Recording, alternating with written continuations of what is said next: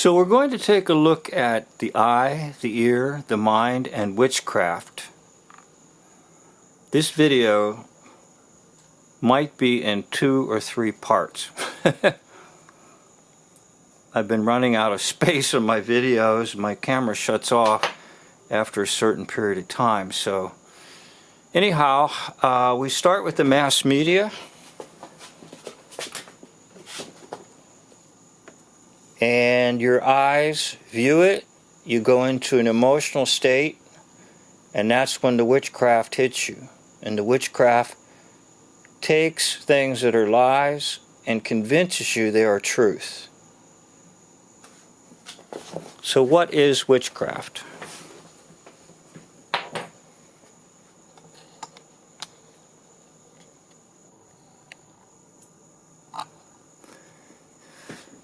Now, witchcraft is influencing people, events, by supernatural means.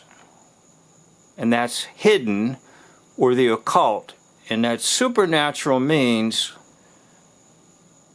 is the usage of the devil and his forces, as mentioned in Ephesians chapter 6, and as mentioned in the gospel records of Jesus casting out foul and evil spirits, as in demons. Now, there's a whole hierarchy of foul, unclean, terrible spirits. They are the army of Satan that followed Lucifer and his fall from heaven. Approximately 1/3 of heaven, the angels fell with Lucifer, and that's why 33 is such a big thing in the Hoax-Lie system. So witchcraft basically has 3 branches, or 3 forms, and they are, first of all, witchcraft involves power.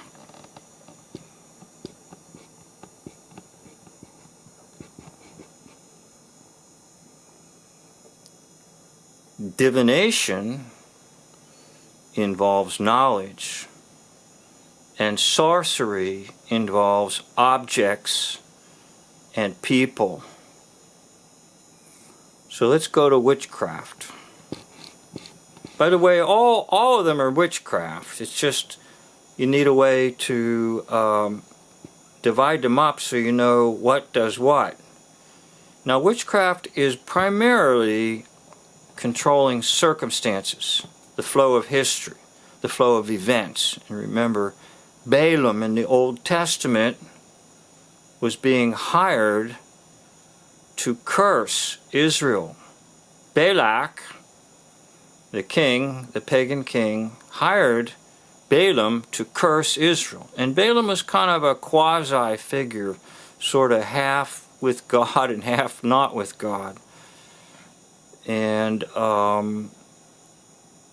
witchcraft is the idea of doing something in the supernatural realm that will create events and circumstances or change them. Now, divination has to do with knowledge.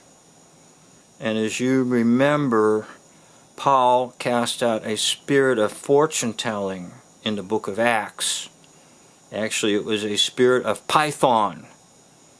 And Python represents futuristic knowledge. So the woman was telling fortunes. And fortune-telling, yes, is part of the demonic world.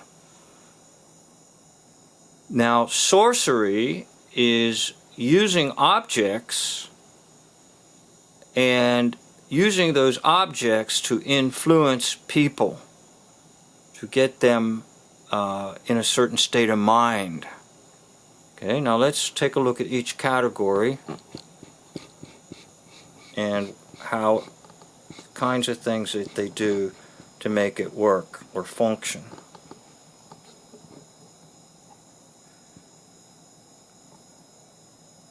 So in the category of witchcraft, you have different types of magic, and that's with a K on the end of it. Now magic, I define M-A-G-I-C, is just sleight of hand. Magic with a K on it is your actual encounter with the evil and foul spirits. So you've got black magic, white magic, you've got red magic, and there's other shades and other colors. Now I'm not an expert and I've never practiced it, so don't ask that question. No, I've never practiced any of this. So basically in that particular realm, in the power realm, you're using spells and curses. Using words, okay, primarily. And that's the big one for the mass media. They're spellcasters. Now in divination, it can be done with things like tossing bones, using cards, tarot cards, any type of cards, palm readings, divining rods, necromancy. In my other video I talked about, one of my videos I talked about Bethel Church in Redding, California. They do grave soaking. You lay upon a grave and you ask for the spirit or the power or the energy of that individual to go into your body. So I need to make a camera adjustment here.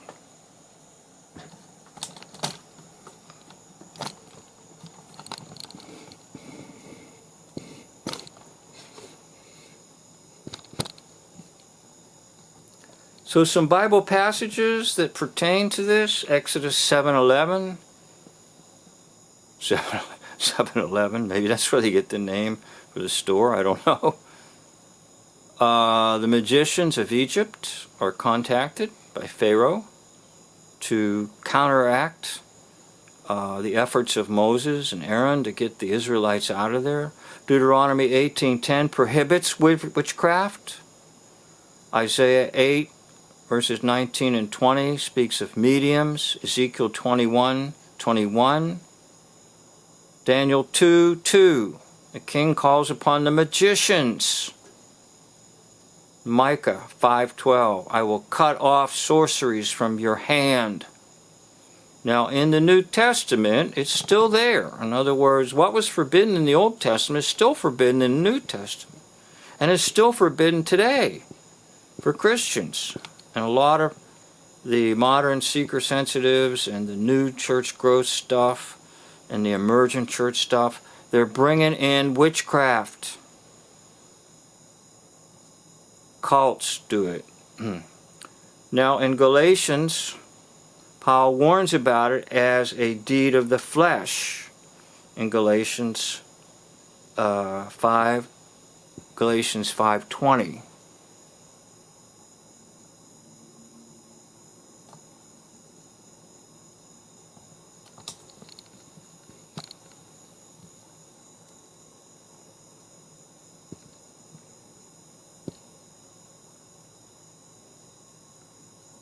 Now, in Revelation, it's mentioned as pharmakia, and that's the sorcery branch. Revelation 21:8, Revelation 9:21, Revelation 18:23. We have the burning of the books. Incidentally, if you have anything related to the occult, burn it. Get rid of it. I remember talking to someone one time where they asked me about this stuff, and I said, whatever you have, burn it. And then he related a story of someone who was told that, and they burned a Ouija board, and they actually heard cries and sighs coming when the Ouija board was burning.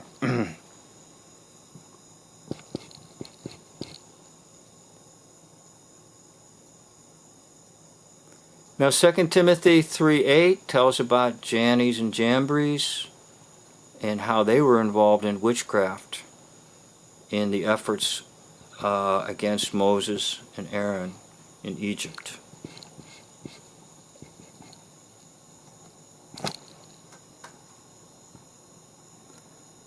So I'm going to stop right here and turn this into a several part video so that I don't run out of time, and there will be 2 or 3 parts to this. Thank you for watching.